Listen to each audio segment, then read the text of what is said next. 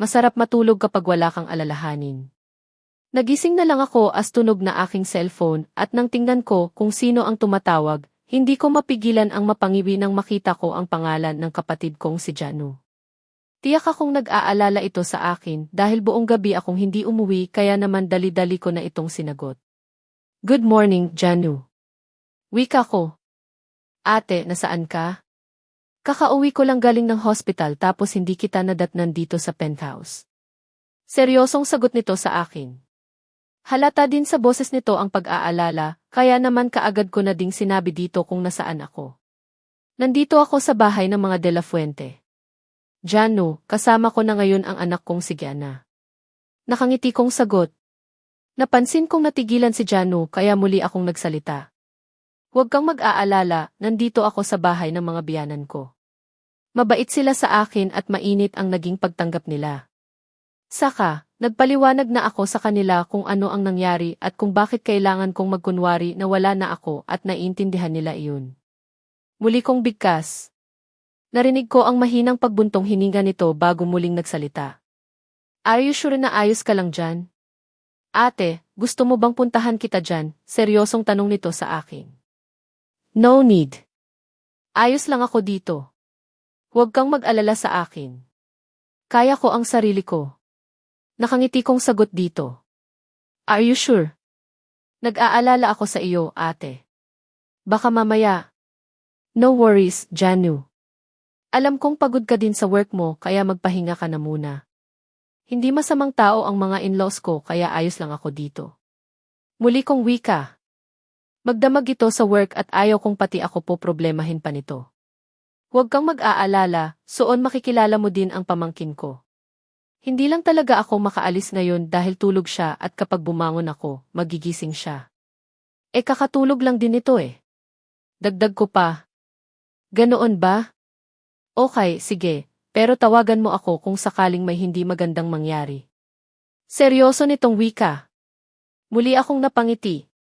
Naman. Sige na, bayan na muna. Baka magising si Gianna eh. Bigkas ko sabay titig sa nahihimbing pa ring natutulog na si Gianna na noon ay kitang-kita ko ang ngiti sa labi. Nakayapos ang isa nitong braso sa baiwang ko kaya kahit nagustuhin ko mang bumangon, hindi maaari. Ayaw kong maisturbo ang tulog ng anak ko. Pagkatapos naming mag-usap ni Janu, muli akong nakatulog. Muli akong nagising nang maramdaman ko na may humahalik sa pisngi ko at nang imulat ko ang aking mga mata, ang nakangiting mukha ni Gianna na kaagad na sumalubong sa akin. Good morning, Mommy. Nakangiti nitong wika. Isang matamis na ngiti ang kaagad na gumuhit sa labi ko. Bumangon ako at walang sabi-sabing mahigpit na niyakap ang anak ko. Good morning too, baby. I love you. Mahina kong sambit. I love you too, Mommy. Siya nga pala, Mommy, ready na po ang damit niyo. Nakangiti nitong wika sabay turo nito sa isang paper bag na maayos na nakapatong sa may gilid lang din ng kama. Napatitig ako doon sabay tango. Nakaligo ka na pala eh. Kung ganoon, wait lang ha, maliligo na muna ako tapos sabay nang tayong lalabas. Bigkas ko. Tumango naman ito. Yes, Mommy. Take your time po. Dito lang po ako sa loob ng room habang wait kita. Bigkas nito. Tunggo ako at tuluyan na akong naglakad patungo sa banyo. Bago ako pumasok sa loob, nalingunan ko pa si Gianna na noon ay bigla na lang naging abala sa cellphone. May ngiting nakaguhit sa labi nito kaya hinayaan ko na. Halata naman kasing masaya ang anak ko sa presensya ko eh. Si Gianna ay sapat na sa akin. Hindi na ako maghahangad pa ng higit pa doon sa buhay kong ito. Kumpleto naman sa kagamitan nitong banyo ni Gianna, kaya pagkatapos kong gawin ang aking morning routine, nagpasya na akong maligo na kaagad. Halos nagtagal din ako ng 30 minuto sa loob ng banyo at pagkalabas ko, nadatnan ko si Gianna na maayos nang nakaupo sa sofa. Ang kaninang magulong kama ay maayos. Nadine! Pumasok po kanina si Yaya Gloria and she helped me po para ayusin ang kama. Nakangiting wika nito. Hindi ko naman mapigilan ang makaramdam ng matinding tuwa. Speaking of Yaya Gloria, masaya ako dahil hanggang ngayon, ito pa rin pala ang tagapag-alaga ni Gianna. Very good, baby. Malaki ka na pala talaga at kayang-kaya mo nang magligpit. Nakangiting sagot ko. Of course ayaw ko pong maging independent kaya ganoon. And then, sinabi po ni Lola na ilang taon na lang magiging dalaga na ako kaya dapat lang na marunong na din po akong mag-ayos. Nakangiting sagot nito. Sige na mommy, bihis na po kayo. Dagdag pa nito kaya naman kaagad kong dinampot ang nasabing paper bag na mailaman ko daw na damit at ilang saglit lang, naging abala na ako sa aking pagbibihis. Isang summer dress iyon na kulay dilaw na lagpas tuhod at masasabi kong hanggang ngayon talaga, kabisado pa rin ni Mommy Trexie ang mga hilig kong damit. Well, hindi naman nagbago iyon eh. Lumayo ako dahil sa sakit ko para magpagaling pero ako pa rin ang dating Elena na minsan na naging miyembro ng pamilya de la Fuente. Wow, ang ganda-ganda ng mommy ko ulit. Katulad na po ulit kayo noong dati, mommy. Tuwang-tuwa na bigkas ni Gianna pagkatapos kong mag-ayos. Hindi ko tuloy mapigilan ang mapangiti. Alam ko sa sarili ko na bumalik na sa dati ang taglay kong ganda. Or baka mas maganda ako ngayon eh. Cher. Talaga. Anak nga kita dahil kung makpuri ka sa kagandahan ko, grabe na eh. Nakangiting sagot ko dito. Totoo po ang sinabi ko, mommy. Maganda po talaga kayo. Nakangiti nitong sagot sa akin. Hindi ko naman mapigilan ang matawa. Alam ko na iyon. Ikaw talagang bata ka. Kailangan ba talaga paulit-ulit natatawa kong bigkas? Napangiti naman ito. Opo, kasi po proud po ako na ikaw ang naging mommy ko. Nakangiti nitong wika. Hindi ko tuloy mapigilan ang makaramdam ng kilig. Kay sarap din talaga magmahal nitong anak ko eh. Kahit nakatiting, hindi ko man lang naramdaman na nagtampo ito sa akin dahil sa paglayo ko noon. Buong puso ulit ako nitong tinanggap kaya naman masayang-masaya ang puso ko. Thank you, anak. Proud din ako dahil ikaw ang naging baby ko. Nakangiti kong sagot at ilang saglit lang masaya na kaming lumabas ng silid. Dumiretso kami ng dining area kung saan hindi ko pa nga mapigilan ang magulat ng madatnan doon ang ilan sa mga kapatid ni Jake. Si Kuya Brian na asawa ni Angela ay nandito pati na din si Fiona at ang asawa din nito. Nandito din ang mga anak nila kaya naman hindi ko mapigilan ang mapangiti. Welcome back, halos magkapanabay na wika nila. Tumayo ang bawat isa sa kanila at isa-isang lumapit sa akin at niyakap ako. We are happy na okay ka, Elena. Narinig ko pang ang wika ni Kuya Brian. Muli tuloy akong naluha. Imagine, kapatid na mismo ni Jake ang may sabi nito kaya walang paglagyan ang galak na nararamdaman ng puso ko ngayon. Thank you. Thank you, Kuya Brian, Ate Angela. Harry, Fiona, Mom, Dad. Mahina kong sambit. Magtagumpay man ang ihahain kong divorce namin ni Jake, alam kong mananatili silang lahat sa puso ko. Lalo na at malaking bahagi ng pagkatao ko ay naging bahagi na nila. Tinanggap nila ako sa pamilyang ito na walang pag-aalinlangan kaya naman habang buhay kong tatanawin iyong malaking utang na loob. Pagkatapos ng masayang batian, pinagsaluhan namin ang mga masasarap na pagkain na nasa mesa. Mainit ang naging pagtanggap sa akin, kaya walang pagsidlan din ang tuwa na nararamdaman ng puso ko. Habang kumakain kami, walang tigil si Gianna sa kakakuha ng larawan. Halatang sa aming lahat, si Gianna talaga ang pinakamasaya. Smile. Dapat masaya dahil i-upload ko ito sa aking social media account. Nakangiting wika nito. Talaga naman, malaki na nga ang anak ko dahil mahilig na sa social media. Well, I think kailangan na ng matinding gabay ng isang ina ni Gianna dahil ilang taon na lang ang bibilangin, dalaga na ito. Pagkatapos namin kumain, tumambay kami sa gazebo. Walang katapusang kwentuhan hanggang sa sumapit ang dapit hapon. Liyon na iyong chance ko na magpaalam para umuwi na muna sa penthouse, kaya lang gustong sumama ni Gianna. Nagbihis akong magpaalam na isasama ko si Gianna at laking tuwa ko dahil pumayag ang mga ito. Of course pwedeng-pwede iha. Anak mo siya at nasa iyo ang lahat ng karapatan. Nakangiting sagot ni Mommy sa akin. Labis na galak ang nararamdaman ng puso ko kaya naman hindi ko mapigilan ang mapangiti. Thank you, Mom. Promise po, hindi ko po pababayaan si Gianna. Nakangiting sagot ko. Of course, pero kailangan kasama si Yaya Gloria. Siya kasi ang mas nakakaalam sa schedule sa school at isa pa, para hindi ka din mahirapan. Kahit na malaki na iyang anak mo, alagain pa rin at kailangan pa rin ng yaya na gagabay sa kanya, nakangiting sagot nito. Tumango naman ako. Of course, masaya ako. Sobrang saya ko. Dalhin niyo na lang ang ilang mga gamit ni Gianna, at ang iba pa ay ipapadala ko na lang. Saan nga pala kayo titira, iha? Nakangiti nitong tanong sa akin. Sa penthouse po. Penthouse ng kapatid ko at huwag po kayong mag-aalala, bihira lang din naman umuwi doon ang kapatid ko at sure din po akong magiging komportable si Gianna doon. Nakangiting sagot ko. Ganoon ba? Pero, ipangako mo sa akin na palagi kayong dadalaw dito sa mansion ha? Walang magbabago. Ikaw pa rin ang daughter-in-law kong si Elena at buong puso kong ipagkakatiwala sa iyo ang apo ko. Nakangiti nitong sagot. Tumango naman ako. Salamat po, Mommy, Daddy. Bigkas ko. Umiti lang si Daddy pala tandaan na walang problema dito ang lahat-lahat. Sa tulong ni Yaya Gloria, inasikaso ang mga gamit na dadalhin ni Gianna patungo ng penthouse kung saan ako nakatira at ilang saglit lang, masaya na kaming nagpaalam kay Mommy Trixie at Daddy Dominic. Iha, here, gamitin mo ito. Bago kami nakaalis, may isang card na ibinigay sa akin si Mommy Trixie.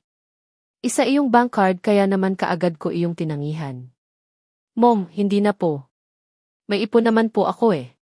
Hindi niyo na po kailangan mag-abala. Pilit ang ngiti sa labi na sagot ko dito. Para sa iyo at sa apo ko ito, Elena. Huwag mong tangihan kung hindi magtatampo talaga ako sa iyo. Nakangiti nitong sagot. Heist, ang galing blackmail at dahil ayaw ko ng samaan ng loob, no choice ako kundi tanggapin ang bigay nito. Grasya na ito eh.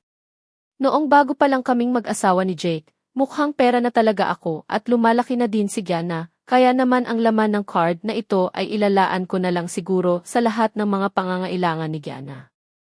Ilang busena na ang ginawa ko at imbes na pagbuksan ako ng gate ng guardia on duty, naglakad palapit sa akin ang isa sa mga ito para tanungin ako kung ano daw ang kailangan ko. Pak, anak ako ng may-ari ng bahay na yan tapos tatanungin mo ako kung ano ang kailangan ko. Sawa ka na ba sa buhay mo? Galit kong sigaw sa guardia. Sir, sorry po. Alam po namin na anak kayo nila madam at sir kaya lang, nakaban pa po kasi kayo dito eh. Saka. Shut up, galit kong sigaw. Bumaba ako ng kotse at walang sabi-sabing naglakad papasok ng bahay. Wala na akong pakialam pa kung nakaharang man ang kotse ko sa driveway dahil may importante akong kailangan kaya ako napasugod dito. Tungkol iyon sa nakita kong larawan na kaka-upload lang ni Gianna sa social media account nito. Shit, paano nangyari yun? Buhay si Elena. Buhay na buhay siya at hindi ako maaaring magkamali doon. Mahina kong bigkas. Hindi na ako napigilan pa ng gwardiya nang tuloy-tuloy na akong pumasok sa loob at sakto naman dahil nadatnan ko sila Mommy at Daddy sa garden. Seryoso ang mukha ng mga ito nang mapansin ang presensya ko. Alam kong nagawa na nila akong tiisin sa loob ng mahigit 2 taon at alam kong hanggang ngayon, dismayado pa rin ang mga ito sa akin. Sa bagay kasalanan ko. Nagkamali ako kaya naman dapat lang talaga na mangyari ito sa akin. Ang talikuran ng sariling mga magulang at sariling anak ay alam kong malaking parusa iyon sa akin. Alam kong galit silang lahat sa akin dahil sa mga kasalanan na nagawa ko. Mom, Dad, mahina ang boses na tawag ko sa mga ito. Seryoso ang mukha na tinitigan ako ni Daddy samantalang si Mommy ay kaagad naman itong nag-iwas ng tingin sa akin. What do you want? Malamig ang boses na tanong ni Daddy sa akin. Dad, totoo ba? Nakita ko sa mga larawan na in-upload ni Gianna. Totoo ba na nandito si Elena? Buhay siya, di ba? Hindi ito isang prank lang ni Gianna at talagang buhay si Elena, seryosong tanong ko. May dahilan pa ba para alamin mo ang tungkol sa bagay na yan? May sarili ka ng pamilya na binuo mo sa loob ng 2 taon, kaya hayaan mo na si Elena. Hindi niya deserved ang isang lalaking kagaya mo. Mataas ang boses na tugon ni Daddy sa akin. Pakiramdam ko biglang nanginig ang buo kong kalamnan sa aking narinig. Hindi ko na din mapigilan ang maluha. Kung ganoon, buhay na siya. Hindi siya totoong namatay 2 years ago dahil sa sakit niyang cancer. Mahina ang boses na sagot ko. Hindi ko alam ang mararamdaman ko ng sandaling ito. Masaya ako na malungkot lalo na at alam kong alam na din ni Elena na tuluyan na kaming nagsasama ni Jolene. Yes, aminado ako doon at guilty ako doon. Pero hindi porket ibinahay ko si Jolene, nagsasama na kami na parang isang tunay na mag-asawa. Malabong mangyari iyon dahil ang lahat ng ito ay para sa bata lang. Para lang sa anak namin ni Jolene, lalo na at gusto kong magpakatatay sa bata. Ayaw kong lumaki ang bata na walang ama sa tabi nito. Dad, nasaan siya? Nandito pa ba si Elena? Gusto ko siyang makausap. Please, gusto kong makausap ang asawa ko. Puno ng pakiusap ang tono ng boses na sambit ko. Seryoso akong tinitigan ni Daddy sabay malakas na tumawa. Gusto mo siyang makita? Para ano pa? DJ, kalimutan mo na si Elena. Tutal naman, nagawa mong mabuhay sa loob ng 2 taon na hindi siya kasama. Kahit nga si Gianna, nagawa mong tiisin, di ba? Hindi magandang tingnan na patuloy kang maghahabol kay Elena gayong may sarili ka na ding pamilya. Seryosong sagot ni Daddy sa akin. No. No Dad, hindi totoo yan. Maniwala man kayo sa akin or hindi, wala akong relasyon kay Jolene. Nagkaanak kami, binilhan ko siya ng sarili niyang apartment para may matirahan siya ng maayos kasama ang anak namin pero hindi ibig sabihin na okay ang relasyon namin. Si Elena pa rin ang mahal ko at sobrang nagsisisisi ako sa mga kasalanan na nagawa ko. Seryoso kong sambit. Yeleni, wala nang kwenta ang pagsisisisi na yan. Masyado nang nasaktan si Elena sa mga nangyari sa relasyon niyong dalawa and I think, naka-moved on na siya kaya hayaan mo na siya. Sabat naman ni Mommy. Hindi ko naman mapigilan na mariin na maipikit ang aking mga mata. Sino ba ang anak dito? Ako dapat ang kampihan ng mga ito dahil anak ako. Laman at dugo nila ang nananalaytay sa aking ugat pero bakit hanggang ngayon, hindi pa rin nila ako mapatawad sa kabila ng paulit-ulit na paghingi ko ng paumanhin. Kasal pa rin kami ni Elena at asawa ko pa rin siya. Regarding kay Jolene, I am very much willing na tuluyan siyang talikuran lalo na at nandito na si Elena. Buhay siya at hindi na ako papayag na muli siyang mawalay sa akin, seryoso kong sambit. No. Hindi na ako papayag, DJ. Hindi ako papayag na muli mong masaktan si Elena. Marami nang pinagdaan ng hirap si Elena sa buhay niya, kaya hayaan mo na siya. Seryosong sabat naman ni Mommy. Mom! Anak niyo ako. Mahal ko si Elena. Mahal ko ang pamilyang binuo ko kasama siya at isang beses lang po akong nagkamali at ang pagkakamali kong iyon ay mahigit 2 taon ko nang pinagsisisihan. Wala akong ibang hangad kundi ang muling mabuo ang pamilya namin ni Elena kay please sabihin niyo na sa akin. Nasaan siya? Nasa loob ba siya? Nagpapahinga, gusto ko siyang makita. Gusto ko siyang makausap. Seryoso kong wika at pagkatapos kong sabihin ang katagang iyon, mabilis na akong naglakad papasok ng bahay. Halos takbuhin ko ang hagdan paakyat. Dumiretso ako sa dati kong kwarto sa pag-aakala kong nandoon lang si Elena pero bigo ako. Wala ito doon kaya naman nagpasya akong pumunta sa kwarto ng anak naming si Gianna pero ganoon na lang ang panlulumo ko nang wala rin akong nakitang Elena. Wala din ang anak kong si Gianna kaya nanlulumo akong naglakad palabas. Sakto naman na pagkalabas ko, bumukas ang pintuan ng kwarto ng kapatid kong si Kuya Brian. Hindi ko mapigilan ang makaramdam ng tuwa at mabilis akong naglakad palapit dito para tanungin kung nasaan na si Elena. Kuya, nandito ka din? Bakit hindi mo ako tinawagan? Kung hindi ko pa nakita sa social media account ni Gianna, hindi ko malalaman na buhay si Elena at nandito siya. Seryosong wika ko kay Kuya Brian. Napansin kong saglit itong natigilan. Seryoso akong tinitigan sa mga mata sabay iling. Si Elena na mismo ang nakiusap na huwag sabihin ang tungkol sa pagbabalik niya. Isa pa, si Gianna lang naman ang sadya niya kaya siya nandito kaya naman hindi na kami nag-abala pang ipaalam sa'yo. Seryosong sagot naman ito sa akin. Pero asawa ko siya. Asawa ko ang pinag-uusapan natin dito at bakit nagawa niyo ito sa akin? Isang pindot lang sa cellphone. Kuya, I miss her. Miss na miss ko na ang asawa ko, seryoso kong sambit. Bro, kapatid kita, kadugo kita kaya lang, si Elena na mismo ang nag-decide sa lahat ng bagay. Alam kong mahigit 2 taon ka ding nagdusa sa pag-aakalang patay na si Elena, pero sana maintindihan mo na naka-moved on na siya. Masaya na siya sa buhay na meron siya ngayon at kung anuman ang problema niyong dalawa, hindi kami makikialam. Seryosong sagot nito. Hindi ko naman mapigilan ang maikuyom ang aking kamao. Nandoon kasi talaga ang feeling na pinagkakaisahan ako ng mga ito eh. Wala na talaga sigurong pakialam ang mga ito sa akin, lalo na at itinakwil na pala ako ng pamilyang ito.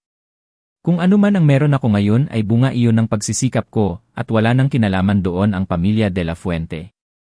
Kung ganoon, wala na ba talaga akong halaga sa pamiyang ito, kuya? Sila mommy at daddy wala nang pakialam sa akin. Kayong mga kapatid ko, feeling ko kinalimutan nyo na din ako.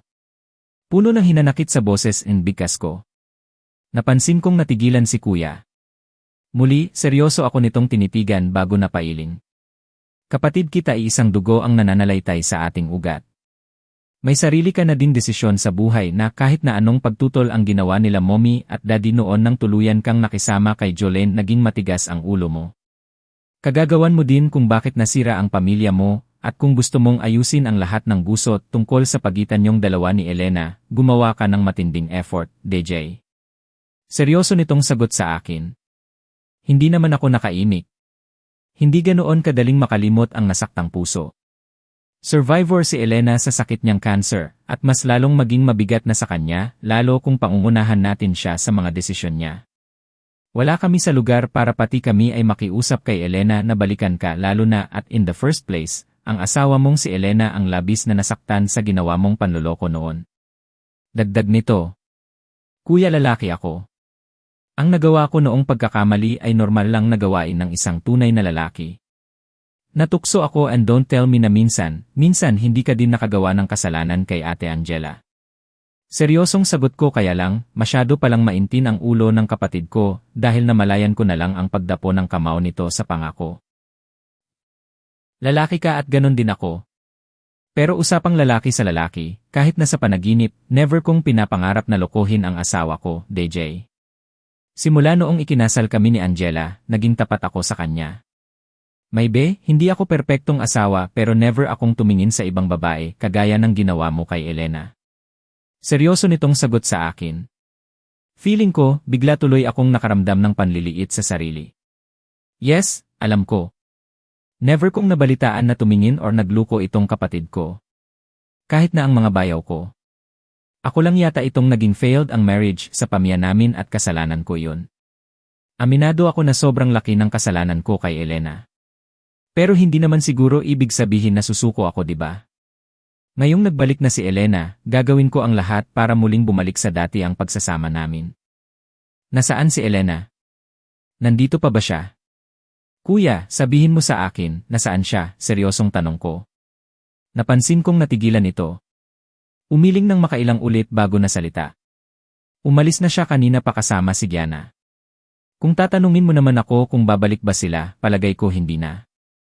Nagpaalam si Elena kina mommy at daddy na kung pwede, siya na ang mag-aalaga kay Gianna at pumayag sila. Seryoso nitong sagot sa akin. Isang marahas na buntong hininga ang pinawakalan ko at walang sabi-sabing naglakad ako pababa. Diretso ako sa labas ng bahay kung saan nadatnan ko sila mommy at daddy sa garden. Mom, Dad, alam niyo po ba kung saan nakatira si Elena? Seryosong tanong ko. Alam namin pero hindi namin sasabihin sa'yo. Kakagaling lang ni Elena sa sakit niya at baka ma-stress lang siya kung patuloy mo siyang kukulitin. Seryosong sagot ni Mommy sa akin. Pigil ko naman ang sarili kong magalit. Ganoon na ba ako kasama sa mga mata nila para hindi ako pagkatiwalaan sa mga ganitong bagay? Bahagi pa ba ako ng pamilyang ito? Mom, Dad, mahal ko si Elena at asawa ko siya, kaya sana naman po sabihin niyo na sa akin kung nasaan siya. Alam kong nagkamali ako at ngayong nagbalik na siya, pangako, ayusin ko ito. Gagawin ko ang lahat para mapatawad ni Elena. Seryosong sagot ko. Then, do your best para mahanap siya. Hindi kami ang maglilik ng information kung saan siya nakatira ngayon dahil kami din ay nagigilty sa mga nangyari sa inyo noon. DJ, anak ka namin at alam mo naman siguro na hindi kami natutuwa sa ginawa mo sa kanya noon. Seryosong sagot ni Mommy sa akin. Wala na akong nagawa pa kundi ang dahan-dahan na naglakad paalis. Ni hindi na nga ako nagpaalam ko sa kanila eh. Gusto ko din ipakita sa kanila na masama ang loob ko. Magsasariling sikap ako para mahanap ko ang aking mag-ina. Tama, iyon ang pinamadaling gawin lalo na at itinakwil na yata ako ng mga magulang ko. Saktong pagkabalik ko ng kotse, tumunog ang aking cellphone.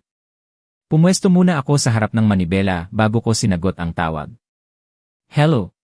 Mababa ang boses na sagot ko. DJ, nasaan ka? Ano ba, kanina pa ako tumatawag sa'yo ah. Hindi mo man lang sinasagot ang tawag ko. Halata ang pagkataranta sa boses na sagot nito sa akin, kaya naman hindi ko maiwasan na makaramdam ng inis. What do you want? Busy ako at wala akong time para ibigay ang mga kapritsyo mo. Yamot kong sagot dito. Jake, si Aya nandito kami sa hospital.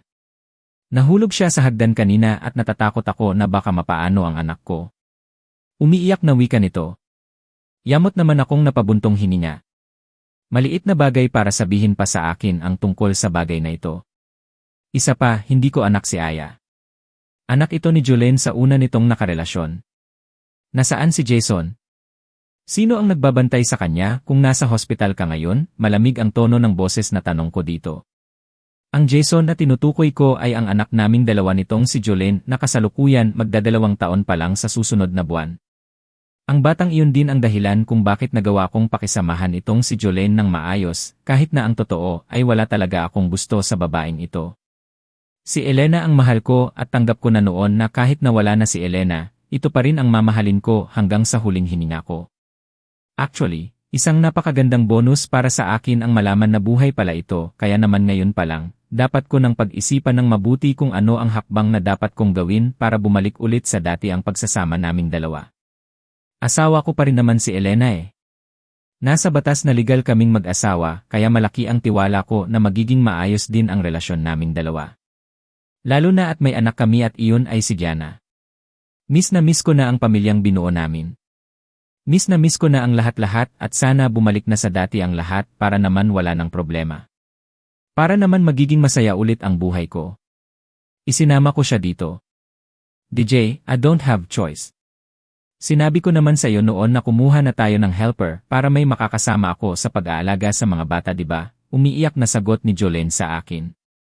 Pagap naman akong tumawa. Palamunin na kita kasama ng anak mo, ang kapal ng mukha mo para mag-request ng katulong. Manigas ka. Saang hospital ka ngayon? Dadaan ako dyan dahil baka ma-exposed pa ang anak ko sa sakit. Yamot kong sagot dito. Kaagad naman itong ibinigay sa akin ang address ng nasabing hospital at ilang saglit lang, mabilis na akong nag-drive patungo doon. Nadatnan ko si Jolene sa may lobby ng hospital na halatang nag-aalala sa kalagayan ng isa nitong anak na si Aya na noon ay kasalukuyang ginagamot pa rin sa loob ng emergency room. Huwag kang assuming. Dumating ako para kunin si Jason tapos bahala ka na, yamot kong wika nang makaharap ko ito. Walang sabi-sabing inagaw ko ang bata sa bisig nito at parang walang nangyari na mabilis akong naglakad paalis. DJ, saan ka pupunta? DJ, tawag nito sa akin pero parang walang narinig na mabilis lang akong naglakad paalis. Mabilis naman ako nitong hinabol. DJ, wala akong pera para panggastos dito. Pwede bang bigyan mo ako?